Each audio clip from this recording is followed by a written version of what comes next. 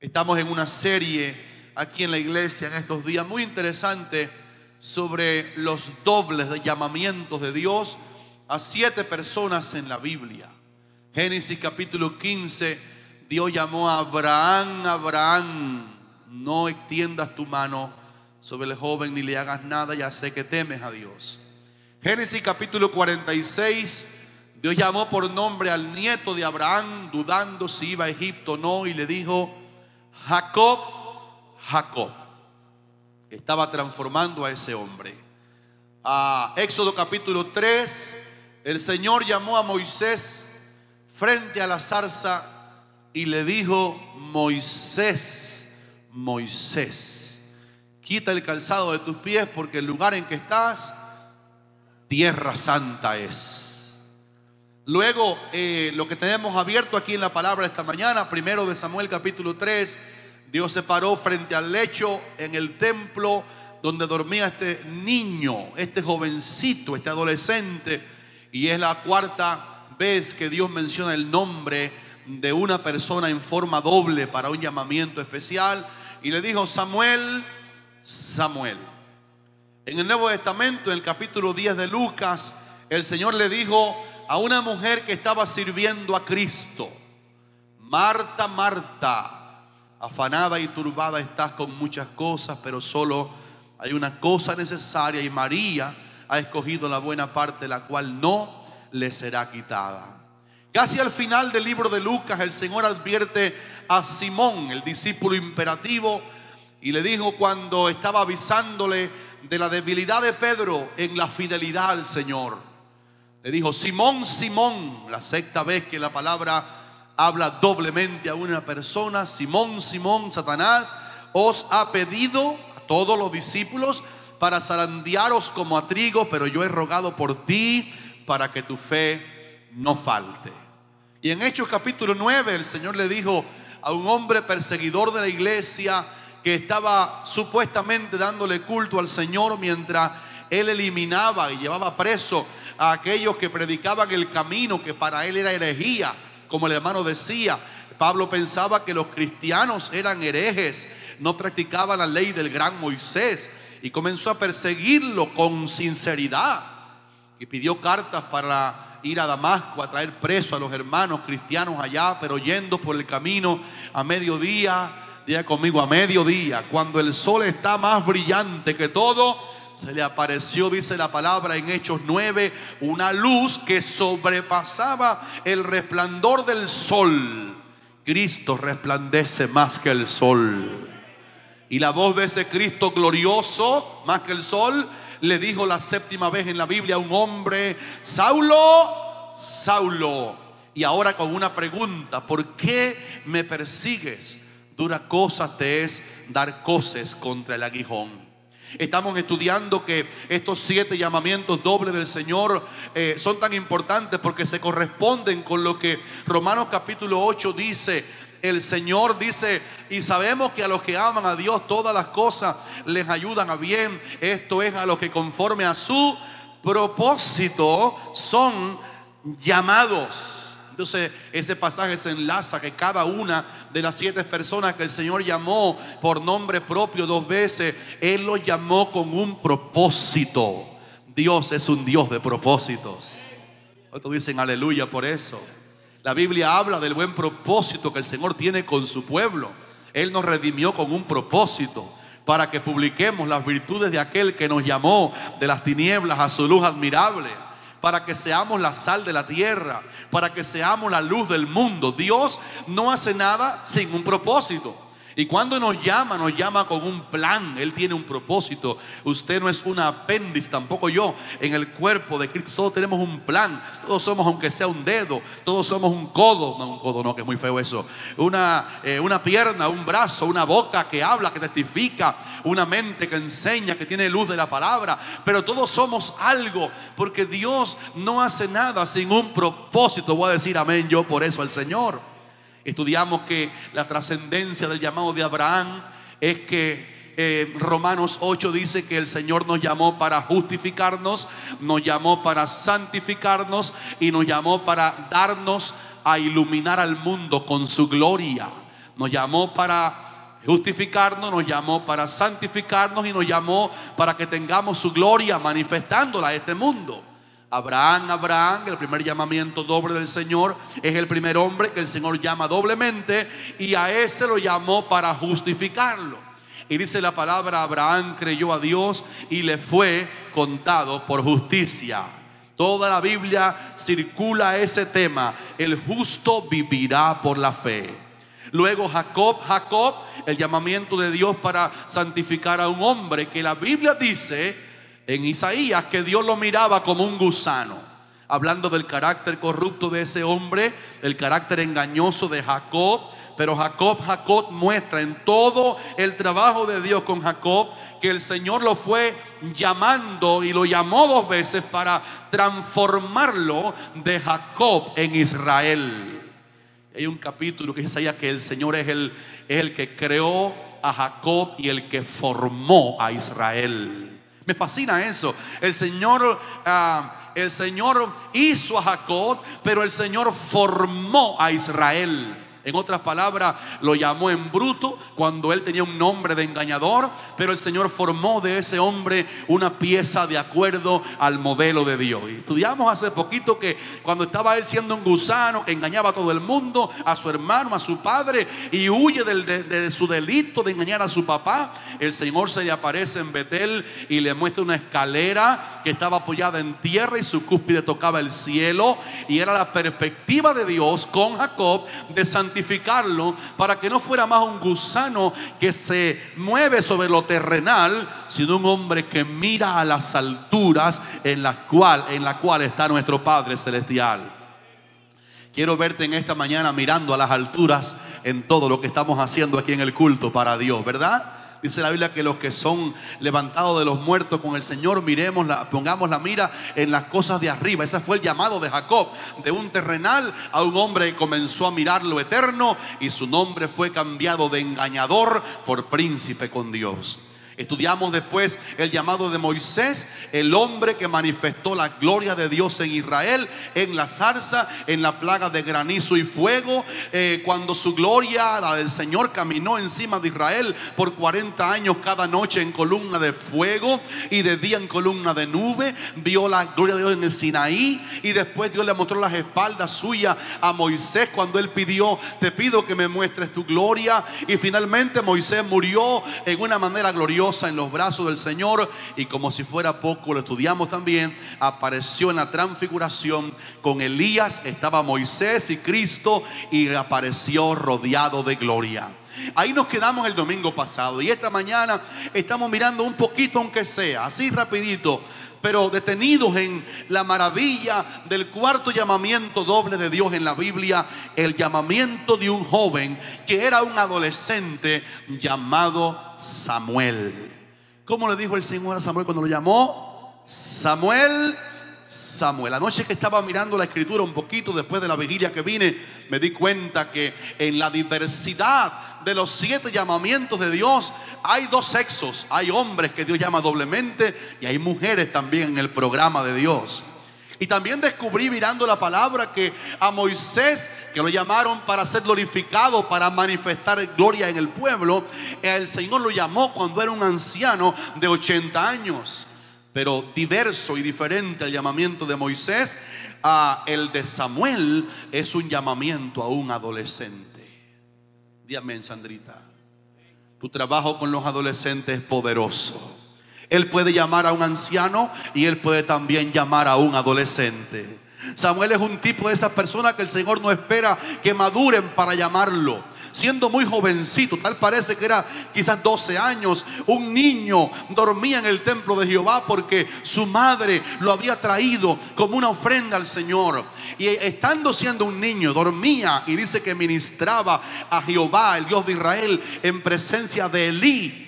Y aquella noche vino esta voz de Dios a Samuel para decirle: Samuel, Samuel. Y a partir de ese llamamiento doble, el Señor capacitó a Samuel para una obra diferente a la de Abraham, diferente al llamamiento de Jacob, diferente al llamamiento de Moisés. Porque en el caso de Samuel, el Señor lo llamó para hacer un cambio de era en Israel.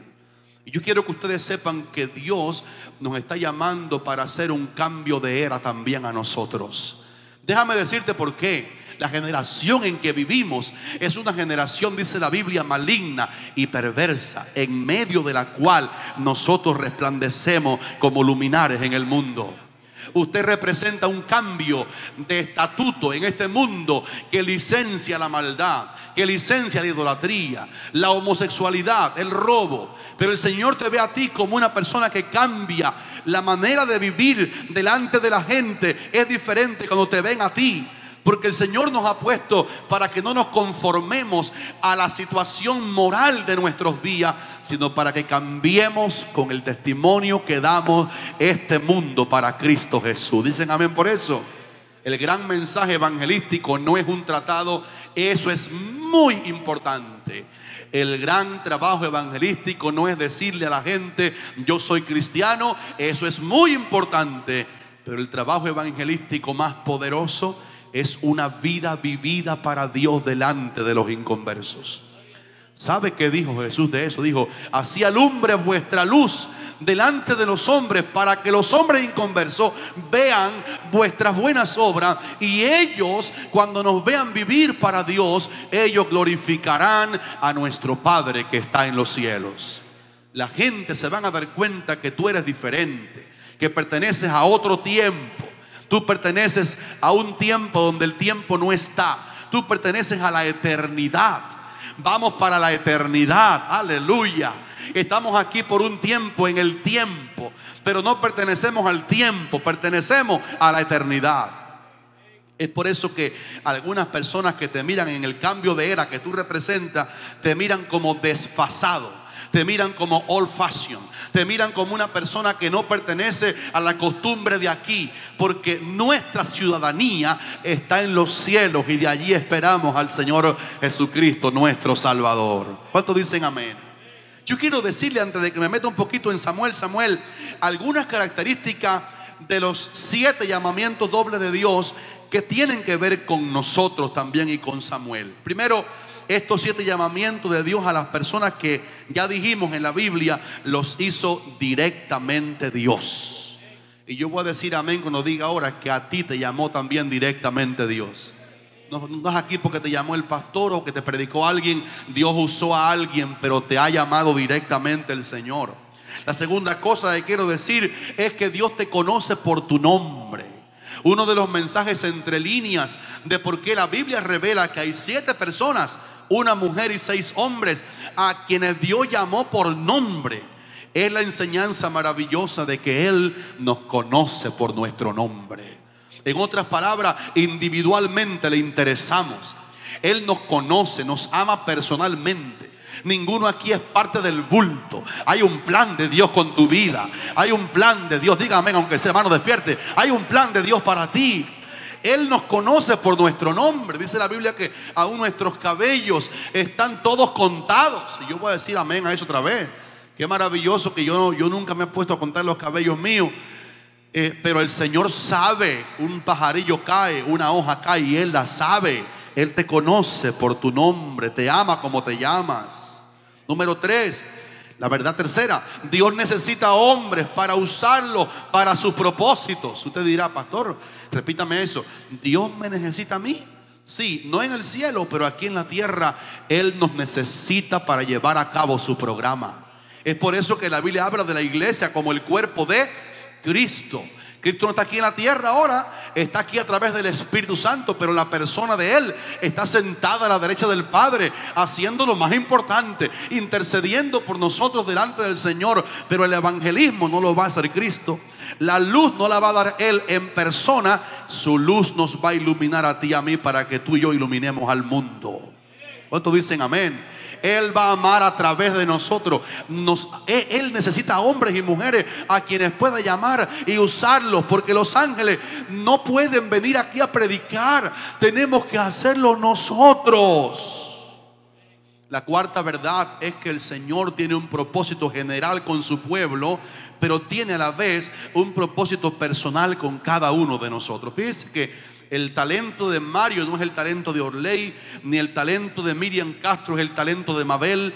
No, todos tenemos una función diferente, porque aunque hay un propósito general con el pueblo del Señor, Él tiene un plan personal con cada uno de nosotros para usarnos.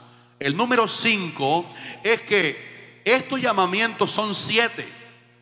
Y el número 7 es el número que en la teomática bíblica, o sea, cuando la Biblia nos explica entre líneas qué significan sus números, el número 7 significa la perfección de Dios. El Señor hace algo perfecto cuando nos llama a servirles a nosotros.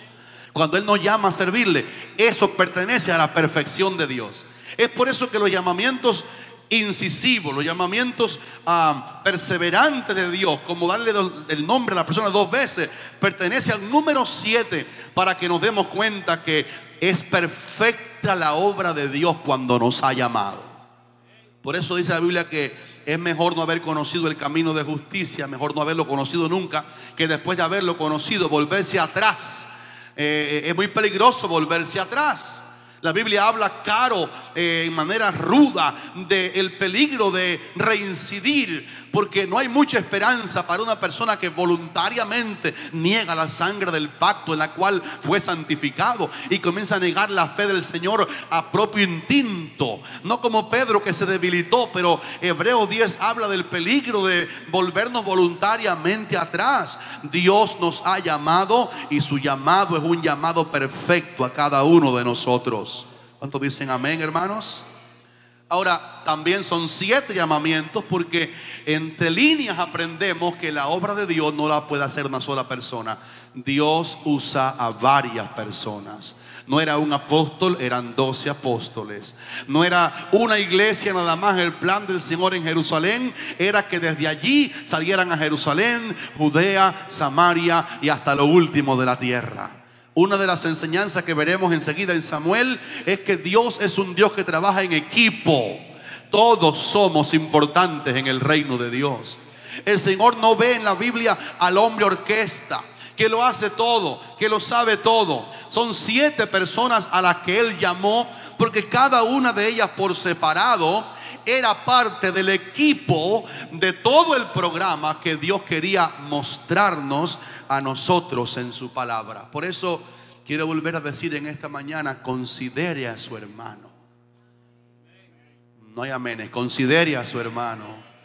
Dele importancia a su hermano. Ninguno tenga más alto concepto de sí que el que debe tener, sino que piense de sí con cordura, conforme a la medida de fe que el Señor repartió a cada uno, porque de la manera que en un cuerpo tenemos muchos miembros, pero cada uno tiene su función, así nosotros, siendo muchos, somos un cuerpo en Cristo. De manera que, teniendo diferentes dones según la capacidad de cada uno, el de profecía úselo según la medida de la fe, o el de servicio en servir, o el que enseña en la enseñanza, el que reparte hágalo con liberalidad, el que hace misericordia hágalo con alegría, porque todos somos importantes en la manera como Dios nos mira, manera de equipo. Cada uno tiene una función poderosa para gloria de Dios. Y esta mañana estaba mirando con ustedes esta escritura tan maravillosa de 1 de Samuel capítulo 3, cuando el Señor lo llama a él, repito la idea general, para cambiar la era. ¿Por qué digo cambiar la era? En el contexto bíblico en que aparece el libro de Samuel. Yo sé que todos ustedes están leyendo la Biblia todos los días. Tengo que oír un amén fuerte, si no me quito de aquí rápido. ¿Cuánto leen la Biblia todos los días? Amén. Hasta los no sinceros dijeron amén también. La Biblia revela cuando la leemos. No tenemos ese caso aquí, ¿verdad? La Biblia revela cuando la leemos que la manera como está cotejado el canon, la manera como está cotejada la Biblia, hay 5 libros que Moisés lo escribió: Génesis, Éxodo, Levítico, ¿qué más? Número, Deuteronomio. Y luego viene la parte, ahí en ese último de los 5, Moisés muere.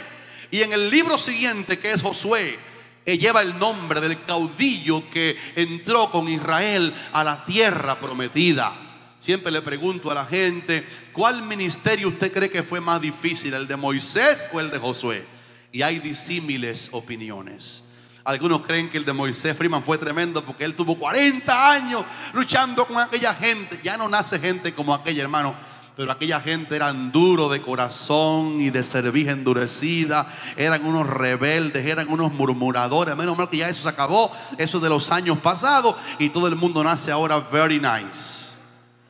Pero Moisés tuvo un tremendo ministerio, tuvo que estar 40 dando vueltas allí en gente rebelde, murmuradora, inquieta. No tenían, por supuesto, dentro al Espíritu Santo. El Espíritu nada más venía sobre algunos y se iba y los usaba y ya. Pero no había permanencia del Espíritu de Dios en nadie. Solamente Él venía, sacerdotes y reyes, y los bendecía, los usaba y ya. Y vino sobre Sansón el Espíritu, y vino sobre Gedeón, y se iba intermitentemente. Y tuvo un tremendo y difícil ministerio Moisés. Mi pregunta es, ¿el de Josué cuál fue? Él tuvo que caudillar a Israel en poner el pie en la tierra que Dios había prometido a sus padres. Y eso no era fácil, porque ya no era luchar con el pueblo, era luchar con el pueblo también y sus pecados, como el de Acán, que se robó un manto babilónico, y era un judío, miembro del pueblo de Israel, y se había robado un manto babilónico en Jericó, 200 siclos de plata y un lingote de oro, y lo escondió en la tienda.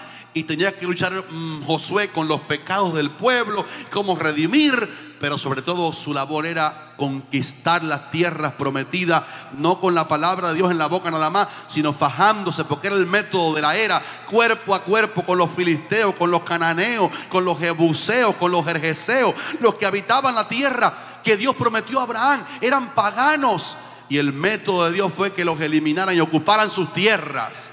Y eso era un trabajo difícil. Y Josué lideró por años a Israel hasta que Josué murió. Y vino un tiempo, es el contexto de Samuel, cuando se levantó una generación que no conocía a Dios. Yo creo, hermano, en mi humilde opinión, como un sencillo estudiante de la Biblia, que ese es el versículo más triste de toda la Sagrada Escritura. Siempre aquí lo dije, no es que Jesús lloró, no, es que Israel perdió la herencia de Dios. Yo conozco padres insensatos que no le dan la palabra a los hijos. Yo conozco tíos que le niegan la palabra a los sobrinos.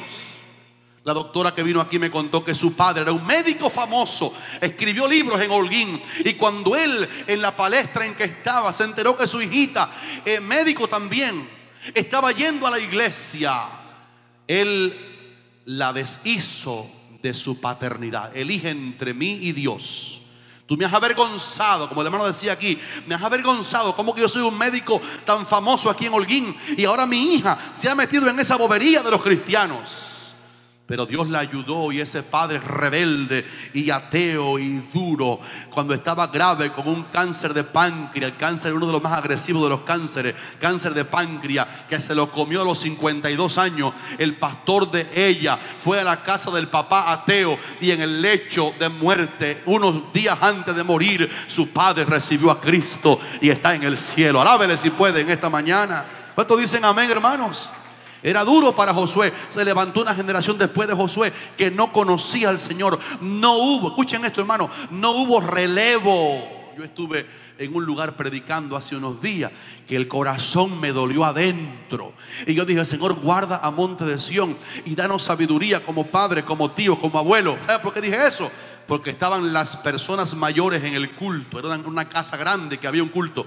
Estaba yo predicando, y mientras esperaba el turno de subir a predicar, estaban las alabanzas, y vi en la parte de atrás de la sala en que estaba la familia, todos los hermanos congregados, estaban algunos muchachos, 3 o 4, con los teléfonos abiertos, audífonos en las orejas para poder desoír la palabra del Señor y dedicarse al entretenimiento mientras que Dios estaba hablando a esa familia. Y yo dije: Señor, somos culpables a veces. Ese es un caso de culpabilidad. No somos culpables si después que los hijos crecen se apartan, si fueron sembrados en la palabra, si le dimos el pan de vida y decidieron negar al Señor, pero cuando no hubo enseñanza voluntaria de la palabra, hay una culpa que Dios pone en los que pudieron enseñar y no enseñaron. Y cuando me den el permiso a esos amados, voy a llamarle, hermano, necesitan enseñar a los hijos que a la hora del culto a Dios hay que apagar los teléfonos, quitarse los audífonos, porque como dijo Samuel, habla porque tu siervo oye. En ese contexto de apostasía, Israel deja al Señor y vienen los enemigos invasores y comienzan a invadir la tierra, ya sin Moisés, ya sin Josué. Y ahora Dios levanta por su misericordia un grupo de jueces por un cortito tiempo cada uno. ¿Sabe para qué? Solo para defender a Israel de las invasiones extranjeras que venían, establecer un poco de equidad en la injusticia que había. Pero Dios mandaba un juez, el juez moría. Dios mandaba a otro. Él mandó a Tola, a Jair, a Sangar. Él mandó a Débora, ¿se acuerda de Débora, la profetisa? Él mandó a otros, él mandó a Sansón, el fuertote. Quiero decir a las maestras de escuela dominical que no le hablen a los niños de Sansón como Schwarzenegger, así todo fuertote. Ese no era Sansón. No tenía fuerza porque era corpulento, tenía fuerza porque de pronto el Espíritu de Dios venía sobre él. A lo mejor Sansón era tan flaquito como yo, pero tenía un poder que Dios le daba para salvar a Israel de manos de los filisteos. ¿Sabe qué significa eso? Que Dios envió jueces, pero no bastaba, había tanta apostasía. Y escuche, hermano, para que entiendan nada más el hilo de lo que estamos trazando por la palabra en esta mañana, por la dirección del Espíritu Santo. Hay dos versículos idénticos en el libro de Jueces. Los 5 de Moisés, Josué ahora, y el libro de Jueces narra eso que les contaba. Los jueces sirviendo, Dios salvaba de los filisteos, de los cananeos, y vencían, y venía otro. Y hay un momento, escuche, ¿cuántas veces llamó Dios a Abraham? ¿Cuántas a Jacob? ¿Cuántas a Moisés? Fuerte. ¿Cuántas a Samuel? Ahora, curiosamente, el llamamiento de Samuel ocurre doblemente porque en el tiempo que es contexto al momento que el Señor lo llama a él, la Biblia apunta en el texto, dice en Jueces 17:6: en aquellos días no había juez en Israel, cada uno hacía lo que bien le parecía. Lo que me llamó la atención profundamente es que ese mismo versículo, no había rey, cada uno hacía lo que le parecía, está idénticamente repetido en Jueces 21 y versículo 25. No, y este es el último versículo del libro de Jueces, el último versículo de Jueces que da lugar al de Samuel. Mire cómo estaba la cosa cuando Samuel fue llamado. En ese tiempo no había juez en Israel, cada uno hacía lo que bien le parecía. Y aquí hemos enseñado, mis amados, cuando Dios dice una cosa una vez es importante, pero cuando la dice 2 veces es muy importante. Cuando el Espíritu de Dios inspiraba el libro de los Jueces, digan amén los que creen eso, la palabra es inspirada toda por Dios. El Espíritu quiso que leyéramos allí que la crisis de anarquía. ¿Qué significa anarquía? Anarquía significa rebelión contra la autoridad, olvido de los deberes cívicos. Anarquía significa no estoy debajo de nadie, no me importa la autoridad. Y había tanta anarquía que el Señor quiso que 2 veces apareciera en el libro de Jueces la palabra que dice: no había rey, y porque no había rey, cada uno hacía lo que bien le parecía. Y en ese contexto de doble anarquía, hay una voz que le suena en la cama al jovencito y le dice: Samuel, Samuel. Si usted empata ambas cosas, se da cuenta ya por dónde va la Biblia. El llamamiento de Samuel, Samuel, en un tiempo de anarquía, anarquía significa, sobre todo, estoy llamando para que establezcas orden en mi pueblo Israel, para que devuelvas al pueblo a la obediencia al Señor y a sus líderes. Lindos hermanos, nuestro mundo hoy, mire hoy, ¿cómo estamos hoy? Hoy estamos a 16 de julio 2017. Este día es un día en que la humanidad se encuentra en anarquía. Los hijos no quieren obedecer a los padres. La gente no se quiere someter a los gobiernos locales o de lo que sean. La gente quiere una emancipación. Estamos otra vez en el tiempo de los jueces. Otra vez allí la anarquía. La gente no quiere obedecer la autoridad. Pero Dios quiere recordarnos que no hay autoridad sino de parte de Dios, y las que hay por Dios han sido establecidas. sean autoridades cívicas o sean autoridades cristianas, la autoridad la dio el Señor. Una de las cosas que me gusta ver después, un ratico ya enseguida, de la autoridad, es que la autoridad no viste uniforme para ejercer autoridad. El policía no tiene su autoridad en el uniforme que usa. El uniforme que usa es solamente una vestimenta dada por los que lo gobiernan a ellos. Y el policía no tiene que pararse en la calle a gritar: escúchenme todo, soy policía. Usted va en el carro y yo también, y más nos conviene cuando la policía nos para a detenernos y poner las manos en el timón hasta que nos van a poner la multa. Y Dios llamó a Samuel, Samuel, en un tiempo de anarquía, con el llamamiento principal de establecer orden en Israel, establecer obediencia, establecer gobierno. Y eso es una de las verdades, hermanos, más lindas que ayudan al pueblo de Dios. La autoridad te va a proteger cuando es de parte de Dios. En otras palabras, la autoridad que Dios nos pide que ejerzamos es una autoridad espiritual que lo alaba a Él como el cabeza de todos nosotros. A causa de aquella anarquía que había en el tiempo de Samuel, los enemigos habían invadido la tierra de Canaán. ¿Qué fluía originalmente? ¿La tierra qué? Fluía, lo dijeron bien, ¿cómo decía? Leche. Mire, curiosamente, la leche es el producto de la bendición animal. Dios en los animales pone la leche, la vaca, la chiva.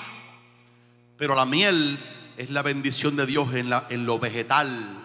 Las abejas preciosas, ¿verdad que sí? Chupan el néctar de esas flores del mundo vegetal. Noté a través de la abeja la miel.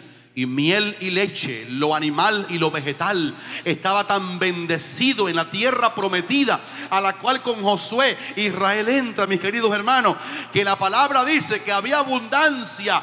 Pero ahora, a causa de la desobediencia, de la anarquía, había hambre en la tierra que antiguamente fluía leche y miel.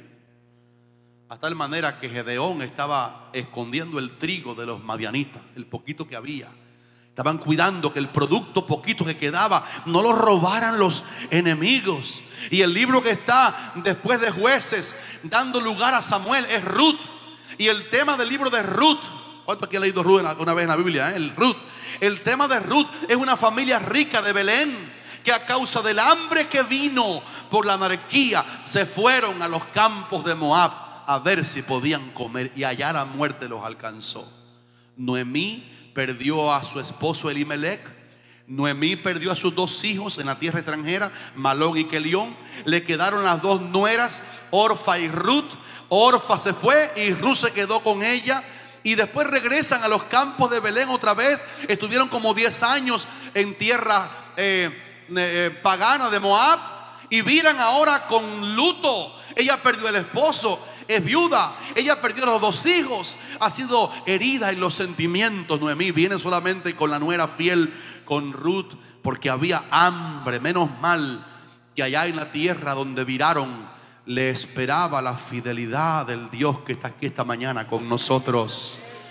Y aquella nuera extranjera, moabita, Ruth, halló a Booz, que era de la familia del rey David. Y aquella gentil se insertó en la línea del Mesías por la misericordia de Dios.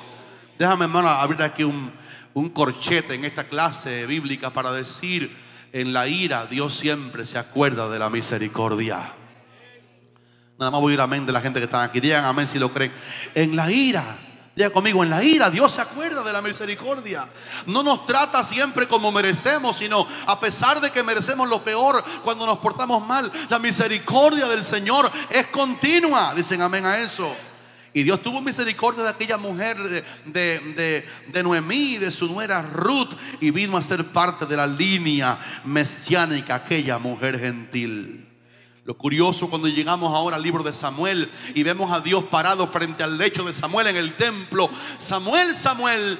Es que Samuel, cuando usted estudia la ascendencia genealógica de Samuel, su papá, su abuelo, bisabuelo, tatarabuelo, para allá arriba, usted encuentra en esa línea que curiosamente Samuel era de la familia de Coré. La familia de Coré, el hombre que se fajó con Moisés, que quiso hacer una rebelión contra Moisés en el desierto. Ese hombre que junto con Datán, estoy predicando toda la Biblia esta mañana. Con Coré, den alabanzas a Dios por su palabra, Este hombre Coré con Datán, Abirán y On habían hecho, encabezado por Coré, una rebelión contra el liderazgo de Moisés. Y Moisés oró y el Señor le revela que ese día, en juicio para Coré, Dios haría una obra nueva que nunca la había hecho antes.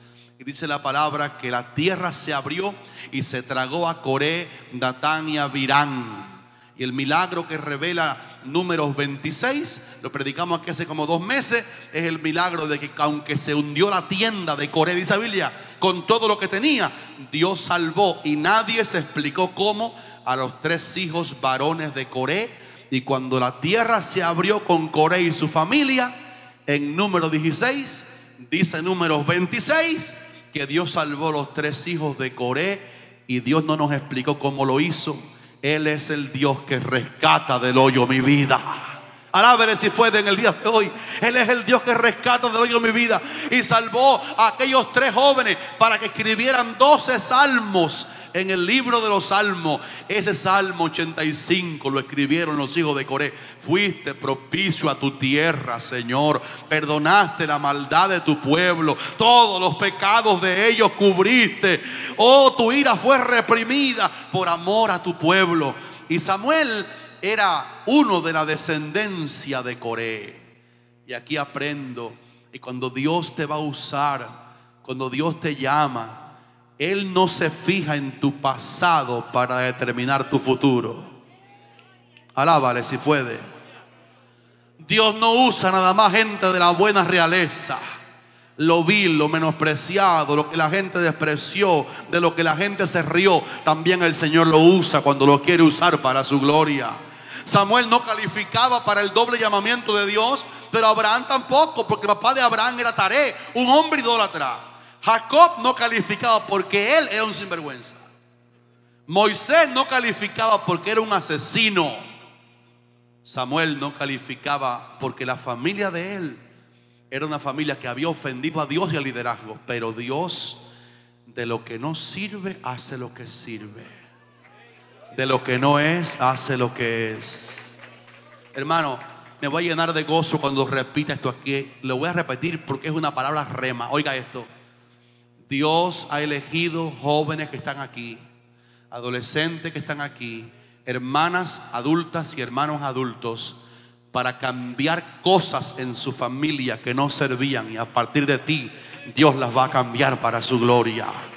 A partir de ti nace un Abraham. A partir de ti nace un Jacob. A partir de ti nace un Moisés, que era hijo de Faraón de acuerdo a la herencia. Pero Dios toma a este Samuel, que la línea estaba maldita de muerte, de luto, de ira de Dios, y lo toma a él y lo usa a él. Y la historia dice que Samuel llegó a ser fiel profeta de Jehová. En otras palabras, un día cuando ya era viejito y se iba, reunió, dijo: Israel, ven acá, aquí estoy delante de ustedes, testifiquen si en algo les he ofendido.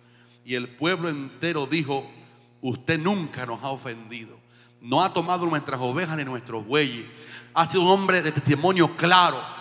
De modo que lo que no servía, Dios lo tomó para usarlo. Llénese de fe en esta mañana. Dígale al diablo que no. Mi familia tuvo problemas, pero la mía no va a tener problemas. Mi familia estaba muerta, pero la mía vivirá. Mi familia se divorció, pero la mía tendrá matrimonios sólidos para la gloria de Dios. Mi familia estaba llena de ídolos paganos, pero la mía va a darle gloria solamente al Dios invisible y todopoderoso. Samuel, te llamo, aunque tu herencia estaba desviada, te llamo para derramar en ti mi gloria. Ustedes me dejaron de ver a mí ahora, están mirando a Coco Freeman, porque hay que oír al cantante esta mañana, ¿verdad que sí? Yo también ya dejé de mirar a ustedes y estoy mirándolo. Quiero que él cante. Regáleme 5 minutos nada más. Si no dicen amén, ya terminé. Cuando Dios lo llamó a Samuel, lo llamó para hacer un cambio de era. Hoy no voy a acabar este mensaje porque está muy hondo el río aquí. Pero cuando llamaron a Samuel, Samuel, ¿sabe qué era, hermano? Una insistencia de Dios. Porque hay una palabra que dice la Biblia: irrevocables son los dones y el llamamiento de Dios. En otras palabras, usted se ha dado cuenta que Dios ha insistido en usted. Que digan amén los sinceros. Déjeme decirle, yo sinceramente, Dios ha insistido en tenerme. Yo, por lo menos, ustedes son todos unos santos bellos, pero yo algunas veces me he querido zafar de las manos del Señor. Señor, el ministerio cuesta. Yo duermo poco. Yo no estoy bien alimentado en los horarios de comer correctamente. Estoy viajando en un avión continuamente, atendiendo todo lleno de nervios, predicando delante de 700 pastores la semana antepasada en New Jersey. Ay, Dios mío, ¿por qué me metes en estas cosas? Ahora me dio gracia porque estaba cambiando aceite a mi carro hace 3 días allá en Kendall, y me llama un pastor de Tampa, Pastor Eliseo. Tenemos un congreso de hombres en septiembre y quiero que vengas a predicar aquí. Una mega iglesia bella. Y cuando le dije que sí, le dije: hermano, pero yo, imagínense, es una iglesia muy, muy pulcra. Y ahí se rió conmigo. Y cuando colgué con él, le dije que sí a predicar ese congreso de hombres. Colgué y me llega una llamada de Maryland. Dígame, hermano Samuel Richis, el pastor. Dice: hermano, tenemos un congreso de mujeres y queremos que venga a predicar. Yo no sé qué voy a predicar a los hombres. A lo mejor les meto el mensaje de uno para otro. Predicar a los hombres, predicar a las mujeres. No entiendo cómo a veces me he querido zafar de la responsabilidad, pero Él insiste. Diga conmigo: pero Él insiste. Hermano, Sandra, Orley, Freeman, te llamo. No te puedes zafar. Hay un propósito en ti. No importa la edad que tenga, el Señor insiste. Samuel. Y había una tierra prometida. Israel la tomaron leche y miel. Pecaron, vino hambre. Huyen despavoridos a Moab, algunos de ellos. Pero Dios insiste. El diablo no se va a comer la equidad y la justicia en la iglesia. Dios va a insistir por su justicia, por su moral, por su santidad, por su nombre. Alábele si puede en esta mañana. Y déjeme decirle, hermano, para que se gocen, este llamamiento de Samuel ilustra que aquella promesa dada a Abraham, a Isaac, a Jacob, estaba viva. Y aunque había anarquía, Dios insistía porque Israel se volviera al camino olvidado. Y el domingo que viene, cuando me toque hablar aquí, yo voy a hablar de 2 copas de aceite que Samuel derramó en 2 diferentes cabezas. ¿Cuántos quieren que el alma se llene del aceite en esta mañana?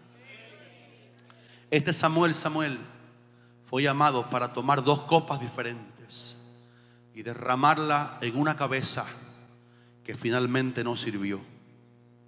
Fue una prueba. No me pregunten, que no es para hoy.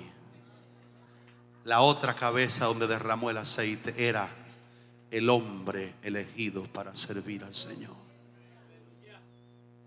Yo quiero mirarte, hermano, y aplicar esta verdad. El Señor insiste. Sé fiel hasta la muerte. El Señor insiste. El que comenzó en ti la buena obra la perfeccionará. Decidamos no querer zafarnos más de la mano del Señor. Él va a insistir. Tenías un ministerio, Él va a insistir. Has estado como Jeremías: Señor, manda por otro. Me avergüenza predicar. La gente me afrenta por tu palabra. No te quieras zafar, porque Él va a insistir. Te llama por nombre, te conoce, te va a usar. Quiero animar con esto, lindo hermano y linda hermana. Este púlpito es un lugar muy pequeño para el servicio a Dios. Esto, dicen los que saben, es el 10% nada más de la obra global que Dios ha encargado a la iglesia. El 90% de lo que Dios ha encargado en su palabra a la iglesia está fuera de las paredes del templo. Predicar, discipular, visitar un hospital, rescatar las almas perdidas, ser pescadores en el mar de la vida. Entonces nunca diga: ay, pastor, yo no sé predicar así como usted.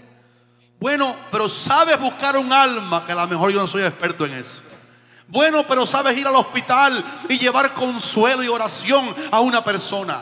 Bueno, pero sabes dar un buen consejo a alguien que te pide orientación porque está confundido. Dios te ha llamado y tienes que descubrir para qué te llama, para qué te conoce por tu nombre. Y Él te dice hoy cómo te llames. Eliseo, Eliseo, Luisa, Luisa. Póngale ahora su nombre a eso. Diga su nombre 2 veces, diga su nombre 2 veces, repítalo 2 veces. Amén. El Señor te llama a servirle. Damaris, Damaris. El Señor te llama, hermana Lidia, Lidia. El Señor te llama a hermano Dagoberto, Dagoberto. El Señor te llama a todos los que estamos aquí. Él insistirá hasta llevarte a la pieza que Él te quiere llevar. Bendito alfarero que ha metido sus dedos en este pedazo de barro que somos tú y yo y nos está formando a su manera.